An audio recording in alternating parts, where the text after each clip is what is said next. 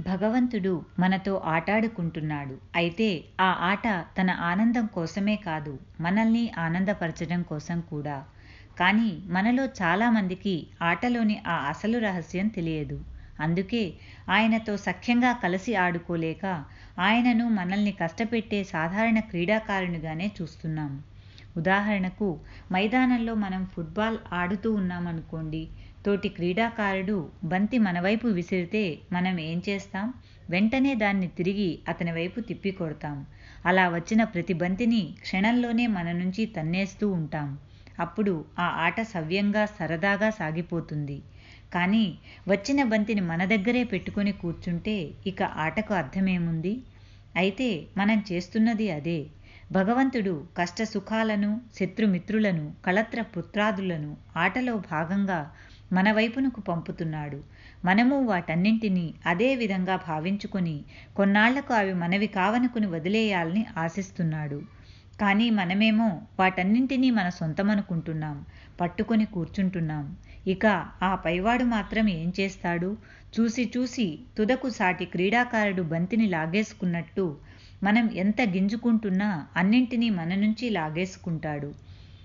ఎంతో ఉదారతతో పరమాత్మ మనకు ఇచ్చిన వాటిని అంతే ఉదారతతో స్వచ్ఛందంగా మనం తిరిగి ఇచ్చేయడానికి సిద్ధపడాలి. అప్పుడే మనం ఆయనకు అత్యంత ఆత్మీయులమవుతాం.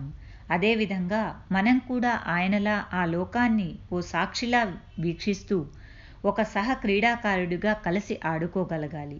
ఎప్పుడు ఈల వచ్చి ఆట ఆపేయాల్సి వచ్చినా ఎలాంటి నిరాశ చెందకుండా ఆపేయడానికి సిద్ధంగా ఉండాలి. ఆ నిస్సంగత్వం అంటే డిటాచ్మెంట్ ధోరణిని ఎంత త్వరగా అలవర్చుకుంటే ఈ జీవన క్రీడ అంత రక్తి కడుతుంది. అలాంటి భావనతోనే విశ్వకవి రవీంద్రనాథ్ ఠాగూర్ తన గీతాంజలిలో నీతో ఆట ఎంతో ఆనందంగా ఉంది. నేను నీతో ఆడుకునే కాలంలో నువ్వెవరనే ప్రశ్నే రాలేదు. ఏనాడు నాకు భయం బిడియమూ లేదు. నిరంతరం నా బతుకు పొంగి గంతులేస్తూ ఉండేది. నా సొంత సహచరుడి వల్లనే నన్ను వేకువన నిద్ర నుంచి పిలిచి మరీ కొండ కోనల్లో పచ్చటి మైదానాల్లో తిప్పి నీ వెంట పరిగెత్తించేవాడివి. నువ్వు నా కోసం పాడే పాటల అర్థం తెలుసుకోవాలనే ఆలోచన కూడా నాకు ఆ రోజుల్లో ఉండేది కాదు. నీ పాట వరసల్ని నా గొంతు అనుకరించేది. వాటి లయకి నా హృదయం నృత్యం చేసేది అంటూ పరమ ఆధ్యాత్మిక సత్యాన్ని కూడా ఎంతో హృద్యంగా తన భావుకత్వంతో ఆవిష్కరింపచేశారు.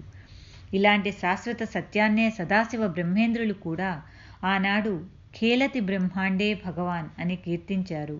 ఇలా మనము జీవన మైదానంలో పైవాడు పక్కనున్నాడనే భరోసాతో నిర్భయంగా క్రీడా స్ఫూర్తితో జీవిద్దాం.